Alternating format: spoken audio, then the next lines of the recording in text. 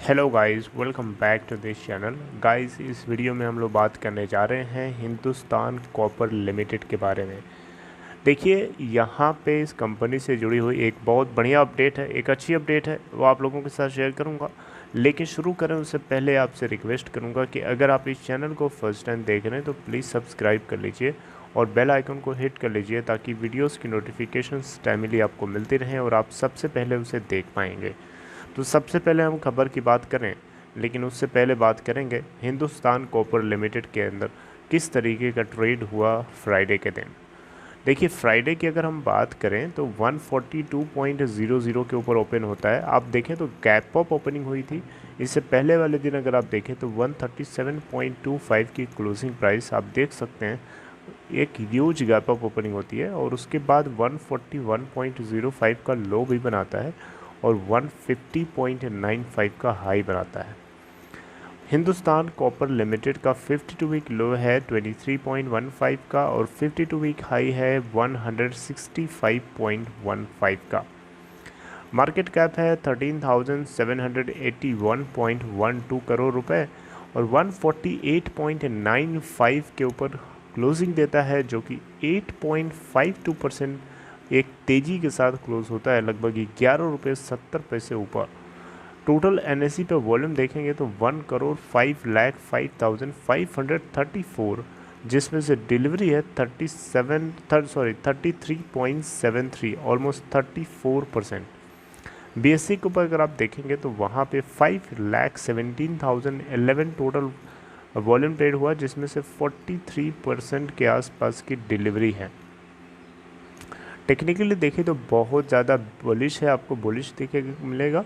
Return profile देख लेंगे तो आपको मज़ा आ जाएगा। ईयर टिल डेट में इस कंपनी ने जो रिटर्न दिए हैं 144.15% का, एक हफ्ते में देखें तो 3.93%, एक महीने में देखें तो 13.23%, 3 महीने का देखें तो 134.38% है, 6 मंथ्स का देखें तो 366.56% है, 1 ईयर में देखें तो 464.46% है, 2 ईयर्स में 198.60% और 3 ईयर्स में देखें तो 107.07%। ये इस तरीके का रिटर्न है, ह्यूज इंक्रीमेंटल रिटर्न है। यही चीज़ चाहिए होता है एक कंपनी के अंदर। फ्यूचर के साथ कंपनी ग्रो करती है तो उसके स्टेक होल्डर्स की भी ग्रोथ होती है। एक यही हमें उम्मीद होती है किसी भी कंपनी से, और हिंदुस्तान कॉपर लिमिटेड के अंदर वो चीज़ हमें देखने को मिल रही है। बड़ी इंपॉर्टेंट, आइए आपसे कुछ चीज़ें शेयर करता हूँ। Let's begin. Hindustan copper raises 500 crore via QIP issue. QIP का फुल फॉर्म होता है क्वालिफाइड इंस्टीट्यूशनल प्लेसमेंट।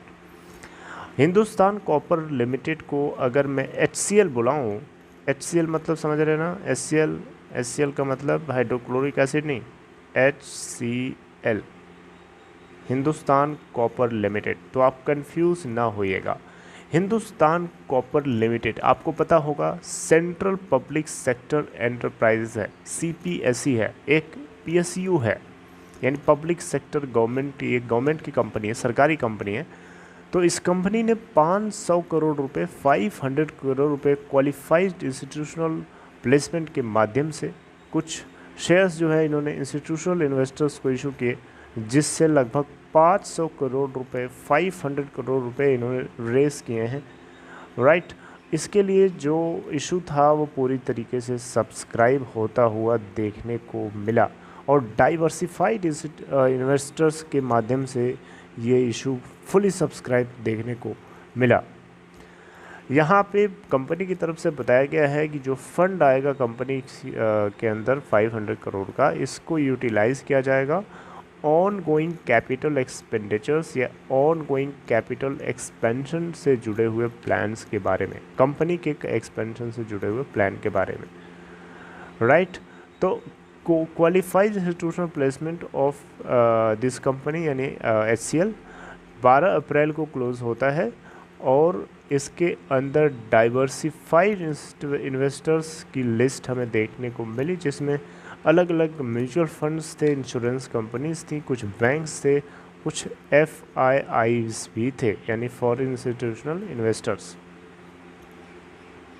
इसको लॉन्च किया गया था अप्रैल 7 को और 12 अप्रैल को जाकर के ये क्लोज़ होता है।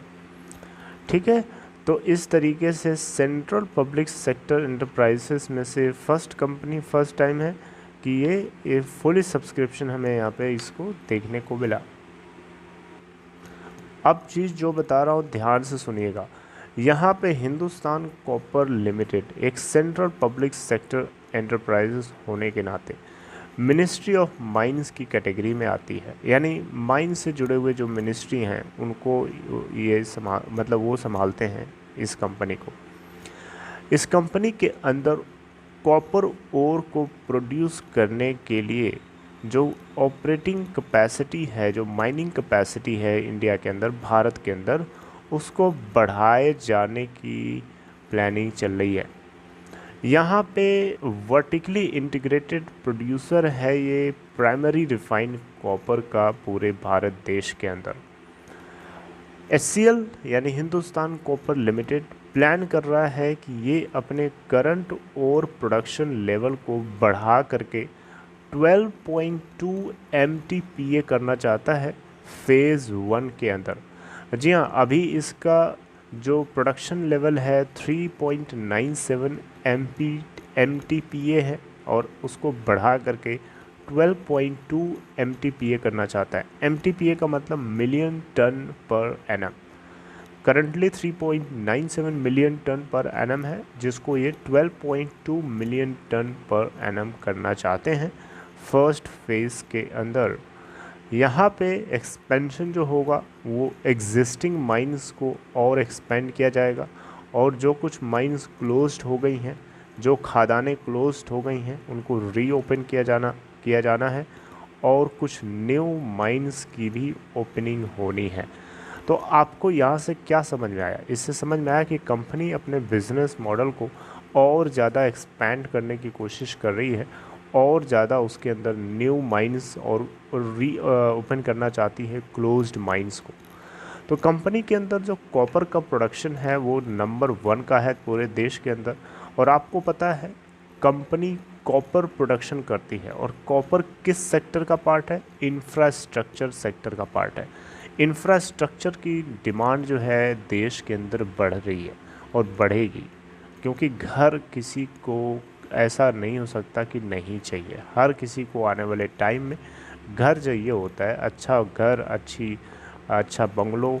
तो ये सारी चीज़ों के मैन्युफैक्चरिंग में या कंस्ट्रक्शन में मेटल सेक्टर का एक की रोल होता है।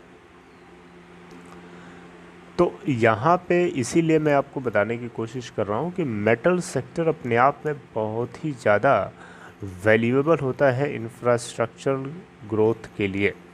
तो हिंदुस्तान कॉपर लिमिटेड जो है कॉपर का प्रोडक्शन करता है पूरे देश भर में। प्रीमियम कॉपर प्रोडक्शन होता है, और कॉपर की डिमांड जब बढ़ेगी तो डेफिनेटली उसके लिए उसकी स्टॉक प्राइस में हमें रिफ्लेक्शन देखने को मिलेगा।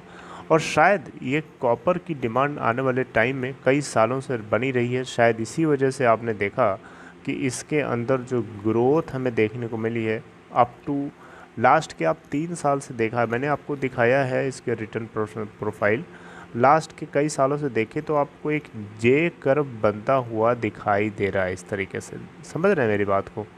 इस तरीके से ये ग्रो कर रही है धीरे धीरे। तो ऐसी कंपनी को हम लोगों को पिकअप करना चाहिए, ऐसी कंपनीज़ को नज़र से हटाना नहीं चाहिए, बल्कि इनके ऊपर प्रॉपरली रिसर्च होनी चाहिए और समय देख करके दाव करना चाहिए।